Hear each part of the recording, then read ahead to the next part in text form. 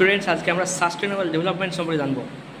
Sustainable development বলতে বোঝায় যে ভবিষ্যৎ প্রজন্মের কথা মাথায় রেখে প্রাকৃতিক সম্পদগুলোকে সম্পূর্ণভাবে নিঃশেষিত না করে, অর্থাৎ আমরা প্রাকৃতিক সম্পদগুলোকে সম্পূর্ণভাবে নিঃশেষিত করব না, আমরা পরবর্তী প্রজন্মের জন্য সেগুলোকে সঞ্চয় করে রাখব। আমাদের যতটা প্রয়োজন সম্পদের ব্যবহার আমরা ততটাই করব, আমরা অতিরিক্ত সম্পদ ব্যবহার করব না। এবং অপর একটি বৈশিষ্ট্য হলো এই সাস্টেনেবল ডেভেলপমেন্টের, অর্থাৎ এটি বিংশ শতকে কিন্তু এই সাস্টেনেবল ডেভেলপমেন্টটা শেষের দিকে এটি এসেছিল, ঠিক আছে। এছাড়াও তাহলে মানবজাতির উন্নয়নের কাজে সেটিকে ব্যবহার করা যাবে ভবিষ্যতে, এবং বর্তমানের চাহিদা পূরণ প্লাস ভবিষ্যতেও সেটা যথেষ্ট পরিমাণে ব্যবহার করা যাবে।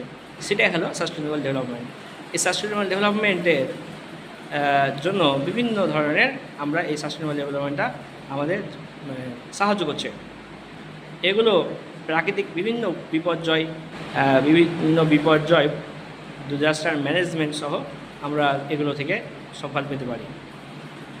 এছাড়াও যেগুলো মারা যাবে সেগুলো হলো পরিবেশ তার নিজস্ব গুণাগুণ ফিরে পাবে, পরিবেশ উন্নত হবে, মানুষ উন্নত হবে, দেশের উন্নয়ন হবে, জনগণের উন্নয়ন হবে, ভবিষ্যৎ প্রজন্মের উন্নয়ন হবে, ঠিক আছে। এগুলো সব পয়েন্ট করে তোমরা লিখবে। প্রত্যেকে ভালো থাকো, সুস্থ থাকো, সাবধানে থাকো। ধন্যবাদ। দেখা হবে নতুন কোনো পরের ভিডিওতে। তখন জন্য নেক্সট ভিডিওতে আসছে।